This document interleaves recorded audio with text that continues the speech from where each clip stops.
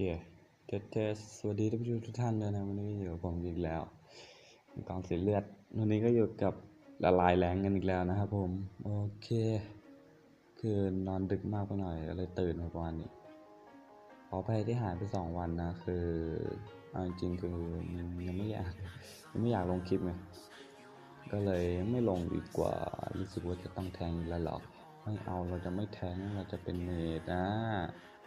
ผมเมดได้เปล่าเขาเมดเถอะโอเค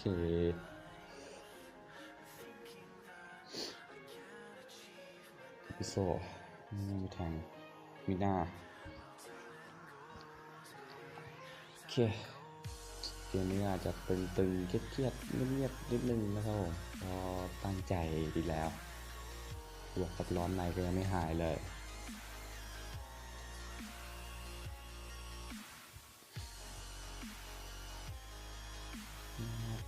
ลูกประคำ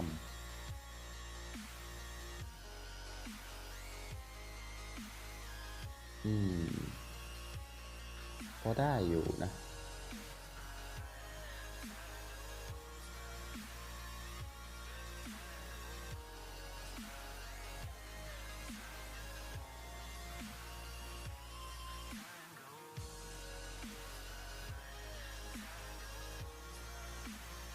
เดินคนแรกเลยใช่ปะเดินที่ทุกข้าวจะดูให้ครับ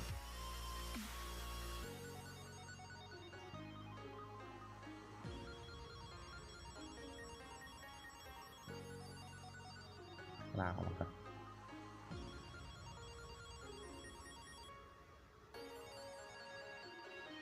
เซฟเลยเซฟซึกะโอ้เล่นบนได้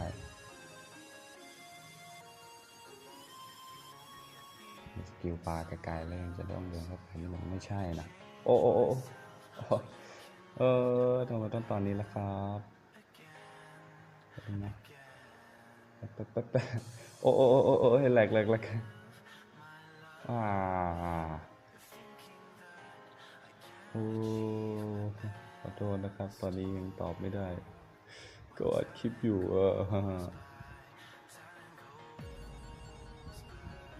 ัดคลิปอยู่เดี๋ยวค่อยตอบแล้วกันเนาะจะโดนด่าไหมเนี่ย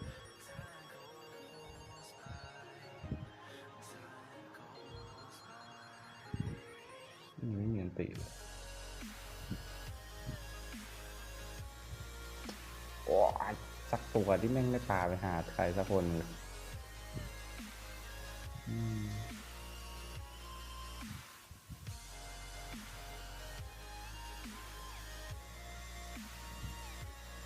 กระตุกแก้วกระตุกตี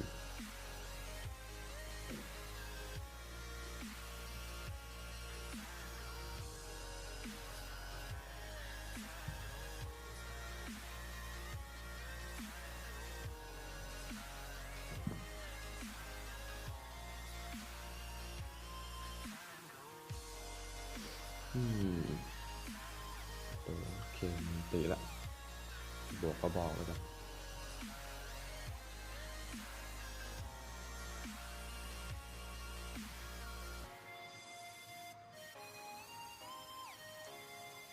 โอ้โหไม่ตาย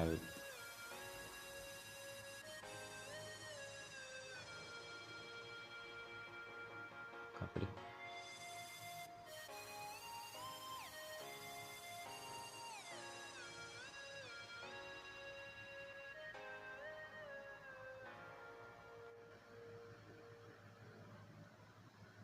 ไปจริงๆด้วย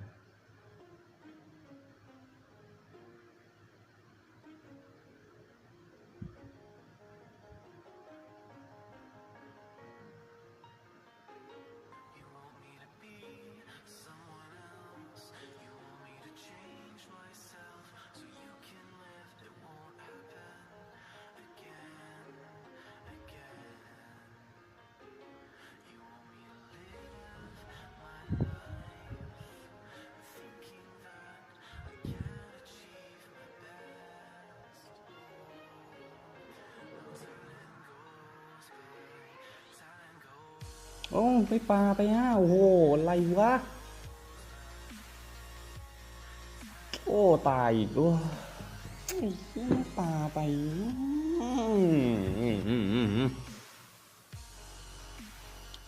หัวเริ่มร้อนเน็ต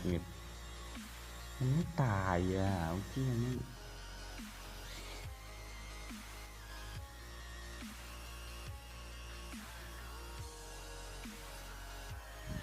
ได้ก็เอาดิ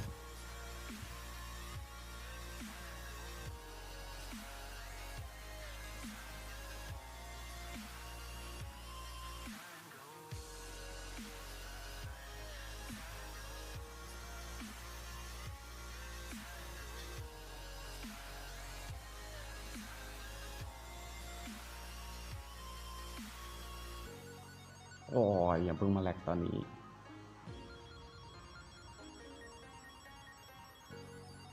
ไม่ใช่ตอนนี้ไม่ใช่ตอนนี้จริงๆอย่าเพิ่งแลกขอร้องโอ้ยไม่ใช่ตอนนี้อะไรของเน็ต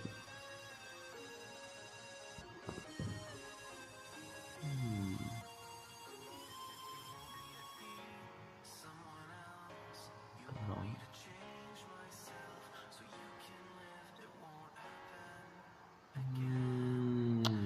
แม่งเลยผิดเองขอโทษขอโทษขอโทษขอโทษ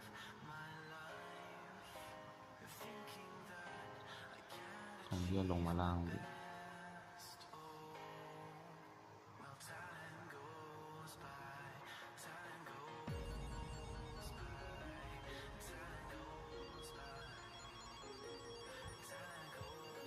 โอ้แม่งเลย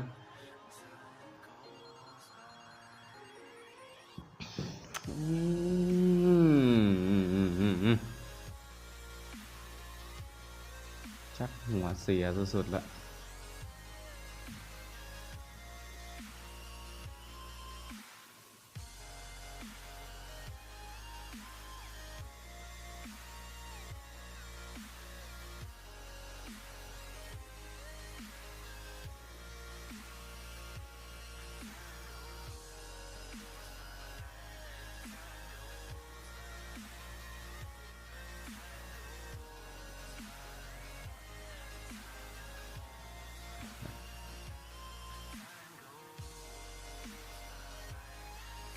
ไม่ควรเข้าถอยก่อน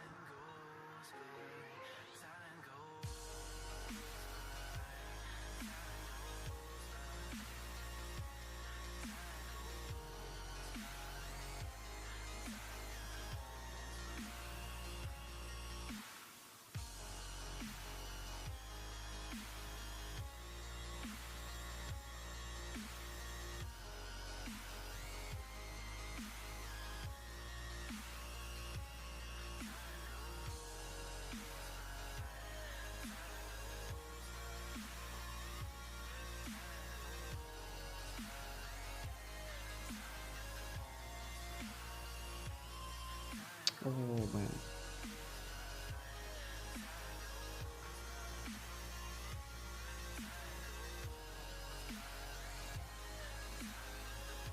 สตัน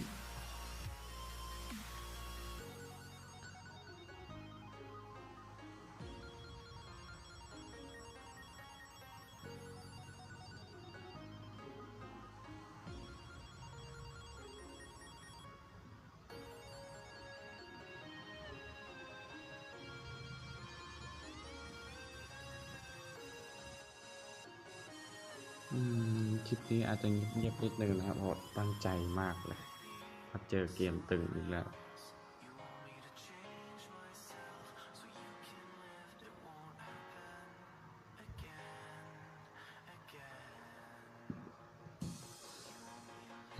จะพยายามแล้วกัน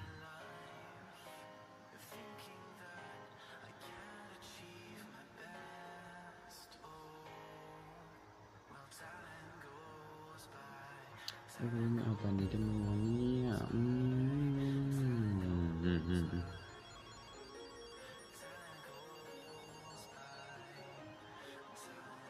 เอ้าเกิดอะไรขึ้นวะโอ้ยแหละ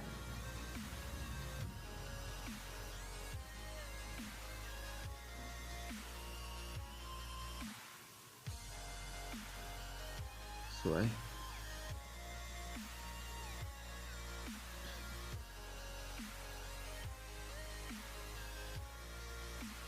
ทันเล่นแล้ว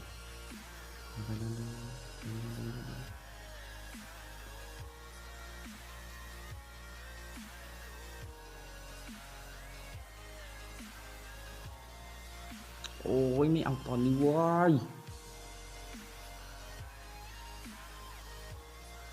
โอ้มันโอ้ยเน็ตมันเอาตอนนี้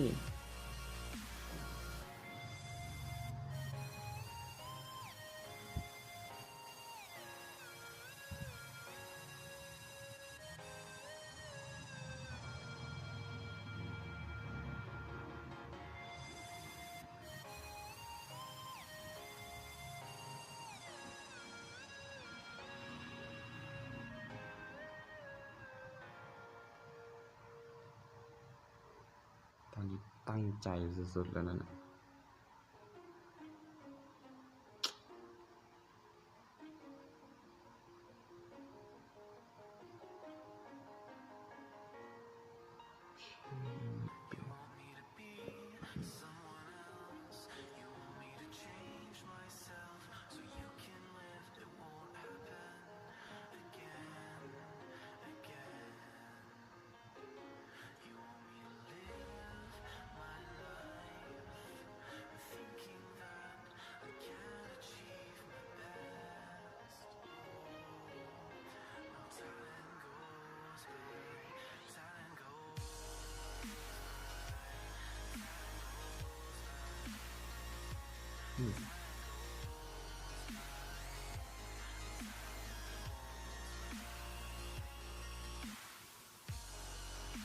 ปาดิเออ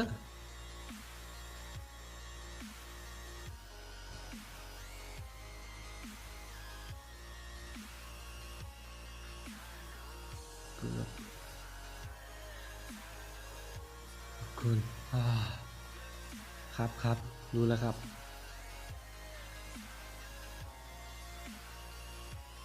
เดี๋ยวมันใจเย็นยงใจเย็นๆอะไรนะ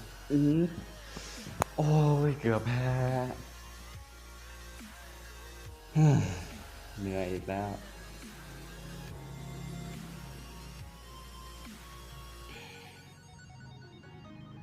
โอเคก็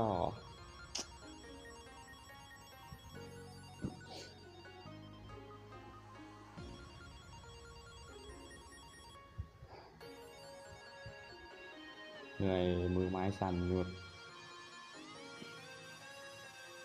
โอเคครับก็สำหรับคลิปนี้ก็ต้องขอตัวลาไปก่อนเลยครับอย่าลืมนะครับใครชอบก็กดไลค์ด้วยนะครับโอเคบ๊ายบายจ้าบ๊ายบายเจอกันใหม่คลิปหน้านะครับ